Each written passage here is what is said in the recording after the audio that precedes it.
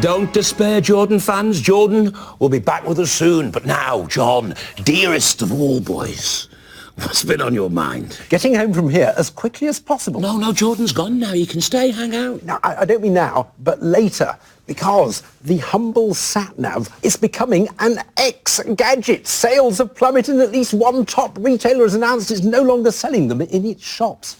Instead, we're all using sat-nav apps on our smartphones. And I considered it my duty to test them out. To find out which app is best, I've enlisted the help of best mates Tom, Josh and Nick.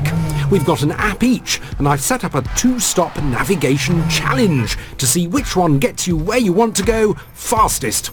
The first leg of our sat-nav challenge will take us from the custard factory here in Birmingham to the Black Country Living Museum in the Black Country. I'm using Apple Maps. Tom's got Here We Go. Josh has Waze. And Nick's armed with Google Maps. Time for the first leg to the Black Country Museum. This'll test how well each app gets you out of city centre traffic. And while the boys have to input the postcode manually, I'm using Siri with Apple Maps. Hey Siri, get directions to Black Country Museum. Getting directions to Black Country Living Museum. Go! And we're off. Okay, sat-nav phone machine, do your magic. We're all following instructions to turn right. Yes. Turn right onto Heath Mill Lane. Why is he going right? Except for Nick, as Google Maps is sending him left. How exciting! Saying I'll arrive at 10:44, 17.7 miles. Cool, so using the Waze app? First, we're checking out our app interfaces. My Apple Maps has been the default iPhone system since 2012 and is only available on iOS. It has clearly labelled directions and speed limits. Maps seem nice and clear. They do zoom in at the junctions and then automatically widen out. Approaching the motorway, its lane guidance is helpful too, but it's not all Easy Rider. Lane guidance has appeared as we're about to join the M6, although the speed limit has disappeared.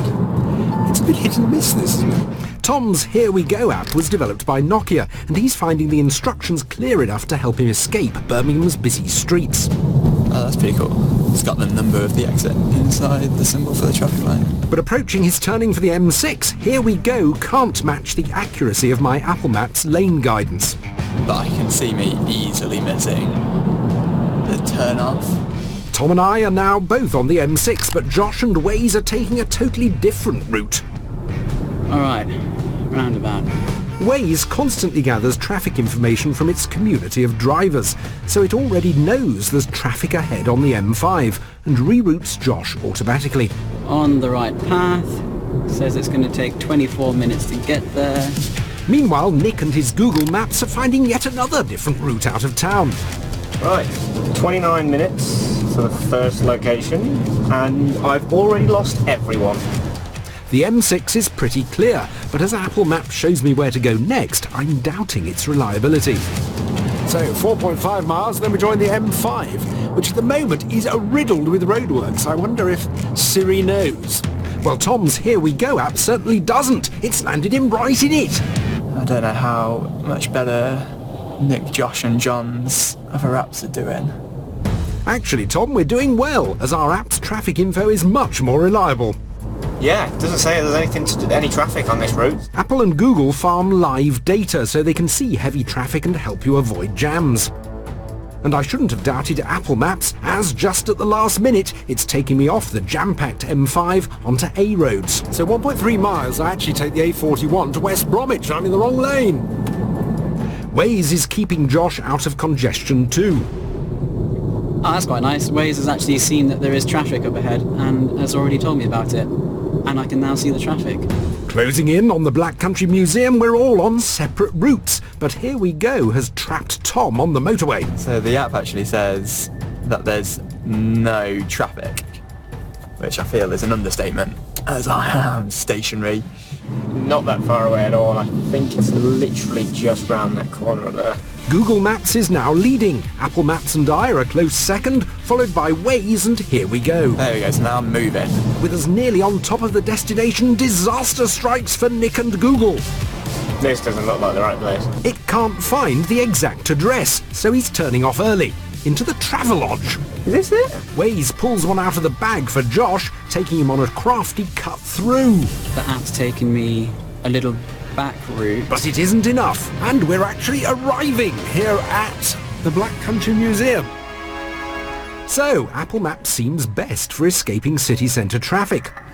Closely followed by Google Maps and Waze, with Here We Go around 8 minutes behind thanks to the motorway traffic.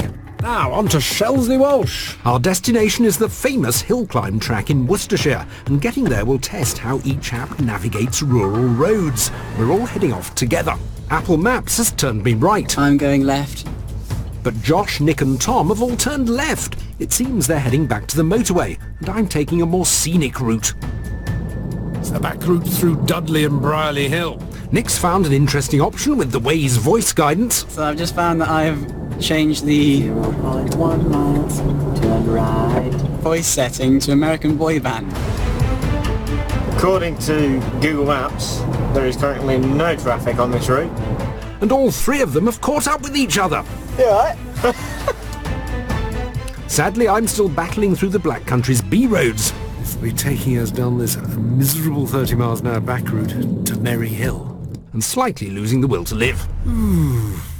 After a few miles of M5, Oh, there's Nick! Here's Josh. it's back onto the A-roads with Josh and Waze in the lead. At the roundabout, take the first exit. But not for long.